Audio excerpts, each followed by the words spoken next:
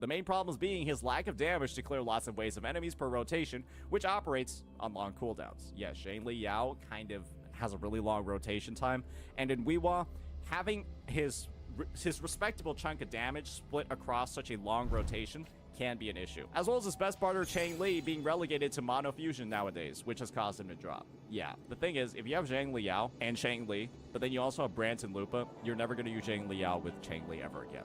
In most situations, unless you're like really bored and you feel like dusting off, you feel like giving the old Robo Fist a bit of time in the sun. It's just you're not going to. Now you got Chakona as a DPS, also getting bumped down. Just remove her. While Chakona as a DPS remains highly viable in Whimpering Waves, she does not display tier 0.5 low performance anymore due to facing more trouble clearing waves of enemies consistently as a result of her lower damage ceiling than the characters above her. That combined with 114% HP inflation can cause some issues. Havoc Rover also getting bumped down tier 1 to tier 1.5 in general. Havoc Rover is currently struggling to keep up with the meta because of the HP inflation. His liberation doesn't one-shot waves anymore, unless paired with their best teammate being Rosia to group enemies consistently. Even still, in such situations, mobile enemies cause a lot of problems and, well, requires a lot of resetting, and that's just not really fun. And with Rosia, I can imagine that the combination is a lot better, but Rosia in that situation is probably going to be used on some other teams, right? Yang Yang, tier 1 to tier 1.5. Yang Yang is also, unfortunately, beginning to fall out of the Wuwa meta in the face of enemies with more HP. More DPS and hybrid characters getting grouping and stunning in their own kit, which diminishes how helpful her grouping is, because her CC, while respectable, isn't even close to the best in the game. And finally, her lack of strong buffs to support the DPS she's associated with, because Yang Yang, unfortunately, does not actually have an outro skill that buffs damage. The only damage buff in Yang Yang's kit is this 20% attack increase on S6, which is nice, but in reality, most damage buffs, the strongest ones, come from an outro skill, and all hers does is give a little bit of energy. It is what it is, right? Hence why she's dropping as well. Jinxie and Calcharo have had their expert tags adjusted. Basically, they're dropping down in the tier list. Her expert tag +2 is now a +1. Same for Calcharo. This essentially means even if you're playing them like a freak, they're not performing as well as they might have in the past. And so that means that you can only bump them up one spot in the tier list versus 2. That's a lot of changes. That's a lot of stuff that we've just covered. That's all of the changelog. Now let's start getting on into and actually looking at this tier list. I know that was a long one. Let's get it going. This is what the tier list is looking like over here. Just making sure that my screen is looking solid. We've already taken a look at this tier list plenty of times, and the only movements that have been made, I think, have already been clearly called out. It's like Chakona getting bumped all the way down to here, and I think Yohu getting bumped down as well. I don't think that there's too much for us to take a look at in terms of the tier list without signatures. The one thing that I will talk about is this S0-1 tag, because that's the new one that we said we were going to explain before. And this just essentially means if you don't have her at S6, she's a tier 0.5 unit. If you don't have Mortifi at S6, imagine he's like a tier 1 unit. So on and so forth. Aside from that, though, I don't think there have been any meaningful updates since the 2.5 initial tier list, and we've already gone over the relevant changes, which is like, you know, a couple units or two getting bumped around. So now let's take a look at what it looks like with signatures in the TOA. And so what you're going to notice over here is that, well, not a lot of it looks particularly different. The main movements that are actually occurring is that all of the 4-star characters have essentially been bumped down, and a couple of 5 stars have been elevated. And you'll notice that the free options as well are also going down like Havoc Rover. The thing is that having signatures in this game, Pride1 is still trying to actually delineate and differentiate between the different units. And the thing is that it's undeniable that units like Carlotta, units like Cartithia, units like Zani do a lot of damage with having like all the pieces assembled on their team, kind of like lack that flexibility and all that stuff. Carlotta kind of being the most flexible out of all of them. And the thing is that these more like modern characters are coming in with a lot more tools available to them and more specialized buffers. Some of the older units on the other hand, people like your Chameleons, like your Jinxie, like your Gion, like your Zhang Liaos, they don't have as much like specialized in support. And so the end result is kind of like not much movement overall, just the elevation of a couple of units. So let's just talk about sort of like standouts in all the categories and then kind of move forward and get on to which ones those. We've already talked about these three units. They perform exceptionally well, but you do got to make sure outside of Carlotta that they do have kind of like the team assembled around them. And the unfortunate part about the performance of these two is that they both require Rover to be able to function at their full capacity. Rosani's best team involves using her with Spectral Rover, and Cortinia's best team involves using her with, well, Arrow Rover. And so the end result, guys, is sort of just like, well, I kind of only run one of them at once in all the game modes. And so that's kind of like the limitation there. This is where Philopha's actually show up. And with the power of the signature, right, I think it has been a little bit overstated, at least in my opinion, just how strong Philopha's weapon actually is. Because I've run in the TOA, where instead of using Levian's Tragedy, I use String Master, and I'm gonna be honest, the difference in clear times was seconds. It was potentially seconds. Maybe like 5 seconds minimum, or 10 seconds at most. And the end result is kind of like, when I'm already clearing in 45 seconds to a minute, 10 more seconds to me is sort of like, sure, that's nice. But it's also like, I'm not sure if that's worth necessarily 80 pulls. And the thing is that because all the other members of her team do pretty okay damage as well, the more signatures you end up having, it's sort of just like, I feel like her performance was kind of already tier 0.5 in the first place, in my opinion, after playing her more and more. But, you know, maybe it's just her Wuwa performance rubbing off on me a little bit too much. All these other characters over here with their SIGs, aside from Philova, I think it makes sense. Camellia is naturally, obviously, very strong with her signature, but her buffers are sort of just like, Rosia's like her premium buffer. Guys, Rosia is supposed to be Camelia's premium buffer, but as we just saw from the changelog, right? A Rosia without her SIG gets outperformed by a Sanhua. Rosia not being good is why Camellia is still a tier 0.5. Does that make sense? Jinxie not having an actual outro skill buff, right? All she gets is 25% resonance skill from her best in slot partners, right? Her Jejas, her Cantarellas don't give her a spectral damage boost. So she effectively doesn't actually have like her best in slot buffer either. And so it's kind of like these two, they're kind of in tier 0.5, not because of them, but because of the lack of a teammate that like really hones in on what makes them good. Phoebe, on the other hand, she's got all the teammates that she could possibly get, right? With the Spectre Rover debacle. But the thing is with Phoebe, guys, she has a lot of CC. She's very simple to play, but she's kind of like Zhang Liao to me. Safer to play, a lot of utility, but they don't really do that much damage, at least relative to some of the other characters. Moving on to the tier 1 DPSs, we got Brand, Encore, Jian, and Zhang Liao with their signatures. And I gotta say, it's kind of a similar situation over here. Zhang Liao, unfortunately, has to run with Yinlin, who's like not good. Yinlin's just bad, and so it's kind of a team not to perform as well because his rotation is super long and his sub DPS is kind of shit. Jian, on the other hand, still doesn't have his 5-star limited buff, and I'm pretty sure if that was in the case, brother either gets elevated to here or potentially closer to the tier 0 category. But for right now, he's still using Mortis. And Brand, well, Brand with his signature is actually very good, but guess who Brand's using in his DPS team? Bro's using a San Wuwa or a Lupa. And when you're using either of these two characters, they're not like the premium of the premium compared to what you have with others. And Lupa and half of Lupa's buffs have been activated. Just pretty much longer rotations.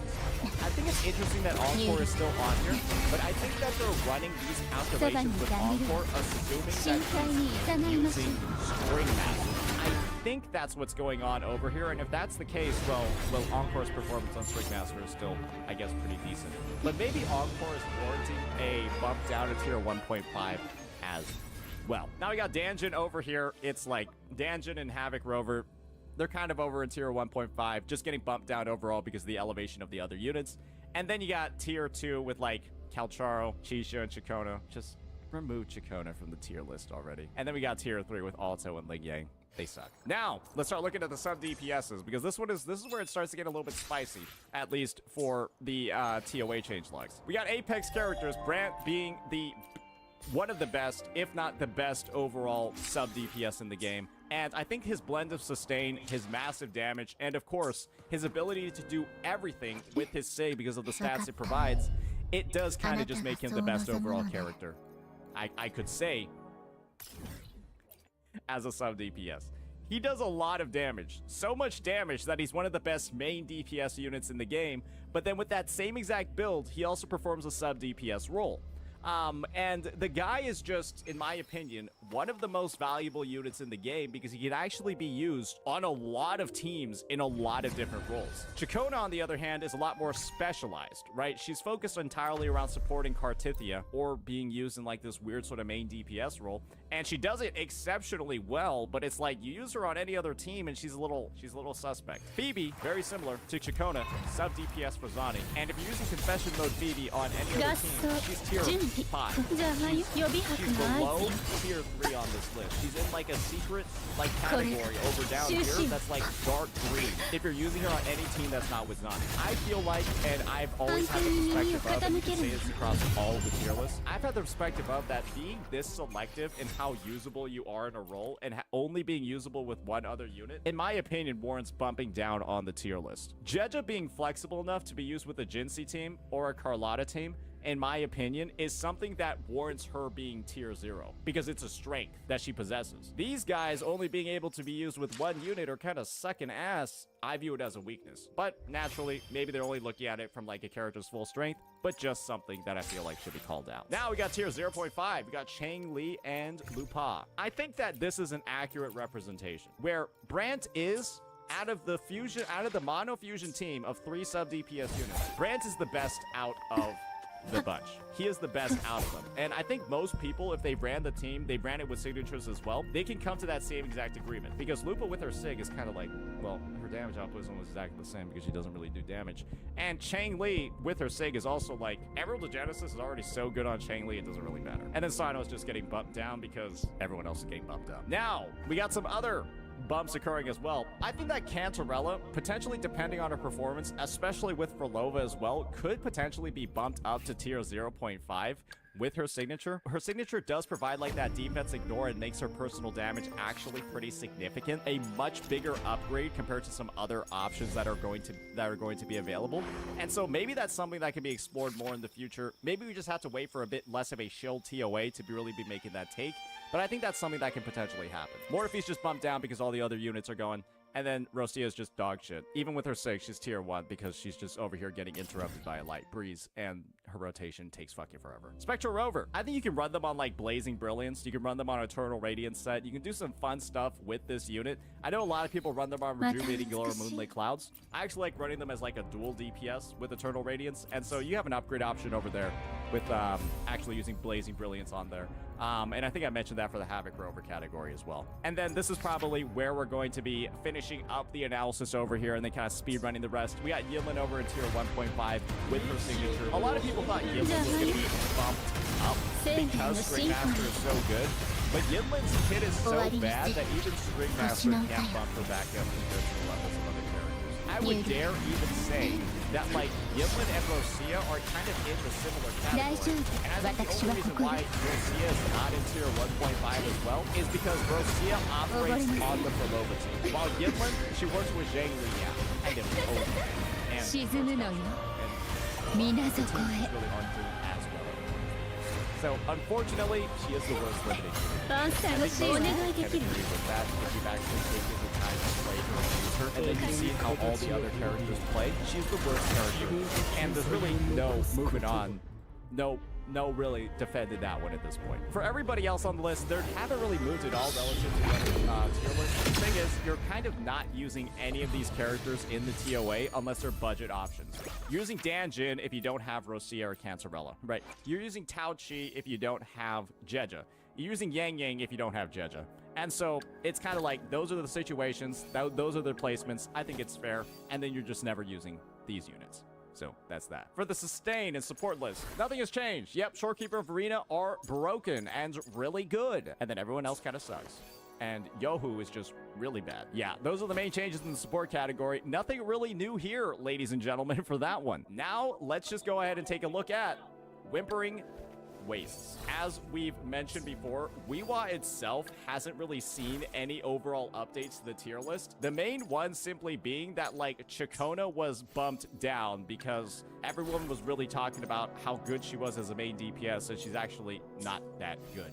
And then we had a couple of updates when it comes to the supports. The main stuff that I want to look at is, again, focusing on the signature side of the list. So let's just keep looking at that one. So you'll notice, oh wow, nothing really crazy is occurring. So Frolova is getting bumped up with her signature. I think Frolova, because of the arguments I was talking about before, is tier 0 anyways, even without her sig based off the testing that I've done. So the main updates are just going to be all of the 4-star characters getting bumped down because all the other limited ones are better with their weapon. And Frolova, in my opinion, should have been tier 0 anyways. And so the end result is that it doesn't look like the Wuwa tier lists are even that much different. I'm going to be real with you. I feel like they're almost exactly the same with at least what my interpretation was. And the truth of the matter is that Whimpering Waste has become kind of like this monster where with 114% HP inflation relative to other resets, I think it's calling into question the kind of like accuracy of this entire section of the tier list. And it's not Pridewind's fault, because when you're in wave-based content where the next wave can't spawn unless you kill all the enemies and you get points from killing enemies, then a massive HP increase is going to really fuck up and completely alter the playing field for a lot of units. With 114% HP inflation, I think Chang Li is going to be bumped down dramatically, because a strength of her in the game mode was the fact that her lower relative damage compared to other DPSs, which is what she's being compared to, by the way, her lower overall damage compared to other DPSs wasn't a concern at all in Wuwa because she was still one-shotting the waves. I don't know if Chang Li can one-shot the waves anymore because of the HP inflation, and so that makes it so that like her rotations aren't getting nearly as many points as before, all of that. And so it's kind of just like, I think we need to like wait and see a bit longer when it comes to, will the HP go back down? Will they add a more general token?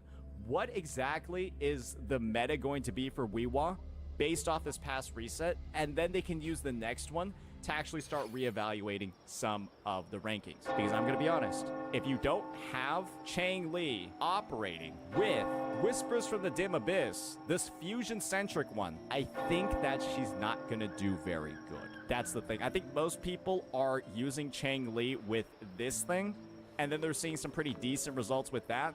But I think if you're using like some of these purple ones down here with the 114% HP inflation, I think you're going to have an issue. Camellia's Ephemeral is not one-shotting the one-cost mobs. I am hitting 170k on my Ephemeral, and it's not one-shotting the small mobs. Your Chang Li is not dealing this much damage with any of her fucking abilities, okay? She cannot deal that much damage in a single instance. These mobs used to have like 80k HP. 90k HP, and now they have 180. So Chang Li, to kill a one-cost wave, low-key kind of needs to use her like full burst rotation for one costs. Guys, a fully built Chang Li is doing like 40 to 50k on her 4K, okay?